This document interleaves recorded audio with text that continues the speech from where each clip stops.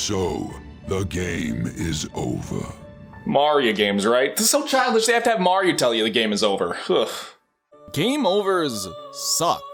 It's probably the worst mechanic of the Mario platformers that has still persisted after all these years. And I hate it in most other games I play too. A little bit excessive to call the whole mechanic horrible, but like, I was thinking about what does it even add to most games that it's in.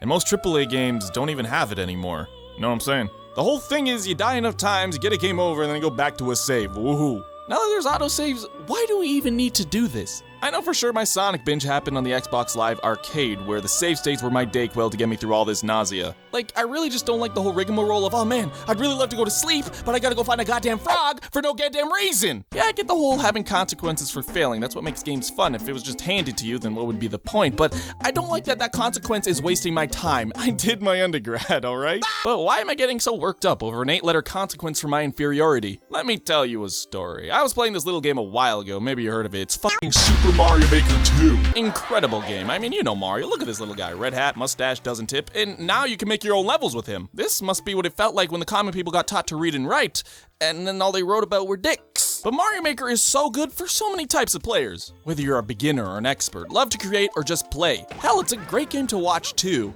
It feels like creations are just endless with the amount at your disposal. I made a Yoshi excavation level. There's a level code. But I have some problems with it. Especially with you, Mario, you little dirty. Initially, I thought I was just frustrated at having to repeat the same trials over and over. It's human nature. Our ancestors died over and over until one caveman said, "Ugh," and then he invented insulin. But in Mario, hitting my bulbous nose on a pixel of a spike, misinputting a held spin jump over a tapped spin jump, it just feels like I'm getting more exhausted of repeating the same stuff instead of being exhausted of actually doing the task. Then it hit me.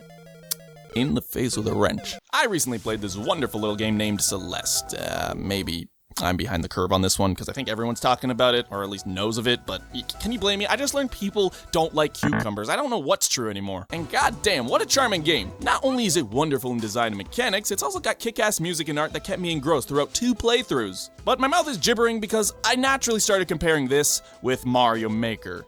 Yes, this is a custom level builder, but players can't change the internal engine or the interaction between the interface. The conditions when you die and how you enter a level, it's all the same no matter what kind of level you make. In Mario Maker, yes, there are tough levels, but even easier ones, I'm not a fan of grinding. Granted, most of them look like this. Who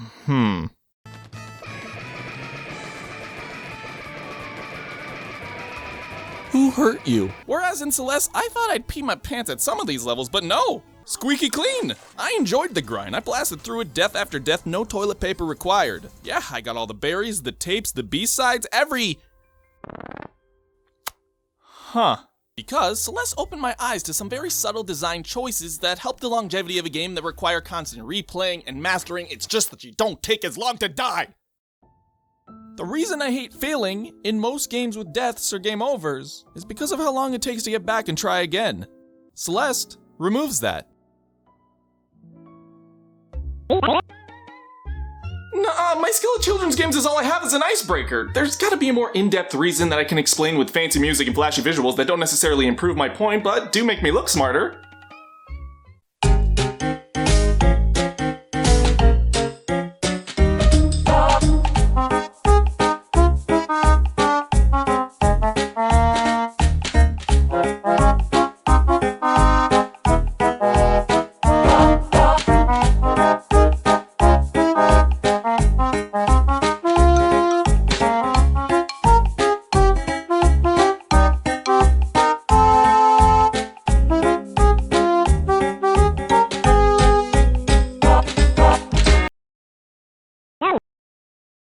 Because I can see how many deaths I had in my Celeste playthrough. Alright, okay, settle down. Alright, get it out of here. Alright, cool. I can then add how much extra time would be added if it was the Mario version of the deaths. Doing the math, in my 10-hour and 30-minute playthrough, 62.5 minutes was dedicated solely to dying. Yeah, that seems pretty bad, but factor in that Mario is well past double that. For every 5.2 seconds it takes to die in a 10.5-hour playthrough, you're spending 155 minutes just seeing. Counterpoint, in Celeste you can mash after death and then respawn quicker. Counterpoint, you can press start in Mario Maker 2 and restart the level there, which is quicker than dying. counterpoint, that is backwards. That would be like a shoe with Velcro and also lace. What the fuck? Why would this ever be the standard? Mario may have discovered a new element by this time if he kept fucking not dying. Maybe playtesters would have finished their play sessions quicker and Mario games would come out sooner because they didn't spend so much time to die. It's interesting that something outside of gameplay can change just how much you enjoy a game. Donkey Kong Country also makes me feel this way, as some of those levels are very charming, they're beautiful, but constantly having to die and reset and seeing a screen makes me want to die of a potassium overdose. But there's more to it than just how much time passes, it's also how the player comes to understand the mechanics of each of these games. Mario has you wait a long screen after every death, seeing a screen then resetting to the start of a checkpoint or the beginning of a level, whereas Celeste is room-based, saving after every room you clear, which tends to be every platforming challenge. Sometimes it's a little bit longer, but they build up to those. What this does is it makes each successful platforming attempt a victory, whereas in Mario, you must reach that checkpoint or the end of the level, otherwise all of your progress is negated. And this doesn't factor in game overs where you may have to do even more. You see the difference here? Celeste instead counts up to how many deaths you have versus making you sustain a consequence if you die too many times. What this does is instead gauge how much better you're getting versus just making you waste your time and energy and making you feel like a complete bag of dicks. That should not be what you get out of failure. Failure should be a step towards your eventual success. Oh geez, the bait alarm is going off, I forgot! People love getting good at badly designed things, then blame new players for being bad and tell them to get better. I don't see why this wouldn't be good for both advanced and new players. It would make it so everybody saves time. The way I like to think about it is like this. I feed my cats the same portion of wet food. Cat will eat it off of anything, in any shape, in any form. He doesn't care how it looks, he doesn't care where it is. Whereas Missy likes it mushed up, a more tailor-made experience. It's the same content, just, you know, you gotta treat different pussies differently. So I very much wanted to point out the overarching disadvantages to Mario's system of punishing the player for dying, and how Celeste solves that. However, the relationship between dying and game overs and save points are all intertwined and for years have been systems that discourage players from playing the games longer. But where do these systems start from? Why was this the standard? Well, I mean, it makes more sense when you consider that it was from the era where the McPizza existed. I mean, in their conception, it's pretty dumb because that's all they really were. Because that was the arcade era, a whole nickel's worth to your name, only to have Mario die to a barrel that decided to take the stairs. When your game was over, oh shit, your game is over, you're done playing, pal. This is why people often relate the mobile phone market to the arcades of the 70s and 80s. Short bursts of game, they were very score-based, very quick, to the point, deaths were easy, and you could return to the gameplay. It works there. But do we need to see Kratos lying down, waiting, defeated with Atreus trying to get him back up? No, but it'd be amazing anyways!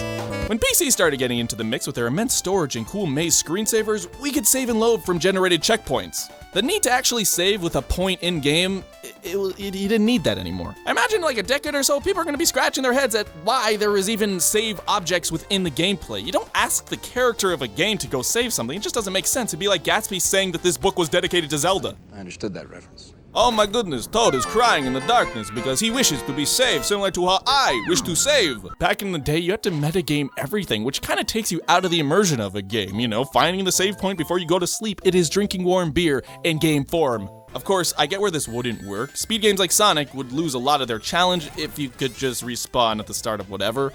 But then again, do you know anybody that's trying to replicate the success of Sonic's design? Because of how much attention it's garnered. But in other games, what's the point? You know, I think I like RPGs a lot more if they were room-based and I didn't have to repeat all the random encounters after I died and go back to the save point. But game overs, we don't need these. I'm sick of it. It's just a derivative, outdated, archaic design philosophy based off of games that were stored on memory cards that are thicker than your phones. I have a folder of hands that's bigger than... And it's kind of stupid too. Since the DS era, I just paused New Soup and closed that hinge up. Save the damn soup for later if you can't finish it now. And then there's the fact that on next-gen consoles, I'm sorry, I boop right out of there because I'm a man of simplicity. Literally one of my favorite games of the decade, Persona 5. I put it into sleep mode in between two save points. I was doing whatever the hell, and then I went to sleep. And then Cat, in the middle of the night, waltzed by the PS4 and ejected the disc. I lost 10 in-game days. I don't think I know a game that doesn't benefit from putting you right back into the gameplay. I'm certain you can probably think of some, but it's just done because it's traditional at this point, or so it seems. But there's no reason why when I die, I see a screen, I go to the title screen, I load my file, I start at the beginning of the area, have to walk all the way back to the level, and then go do what I was gonna do anyways. And I could sort of see the contradiction because there's games like Hollow Knight and Dark Souls, and I do want to get into these games, but every time I try, I'm just too lazy to walk back because I died, and I'm like, oh, I'm not trying to do this again. So my plea from this video maybe is if you're designing a video game, please do not make game overs a sandwich break. I think I'm only really complaining about Mario Maker, and that's kind of how I got into this tangent, but like, it just doesn't make sense. Why would this even be beneficial? Make it an option. I just want little Mario to get back into the game. That's it. No words, no long jingles, no unsettling drowning animations. Stop! Tetris 99 has the ability to jump right back into the action if you want to. Mario Odyssey even replaces game overs with capitalism. And games with game overs like Breath of the Wild, that has a heart-based system, so I sort of get it. But even then, it reloads you to an autosave location very close to where you were. And the design of shrines is room-based, making the challenges more fitting for game overs. The point is, it becomes less about can you do it, and more about yo, guy, just do it. Fuck. So in Mario Maker, I get it. You're trying to be cute with lives here. Mario looking at you. Guy, if you have something to say, just say it. And oh man, it's so cool. I got to see where all of my foes met their inevitable defeat. But, like, can't there be an option to remove the death animation and the additional screen in your endless mode? If entering doors is quick and you can reset all the timers within a level, then so can dying.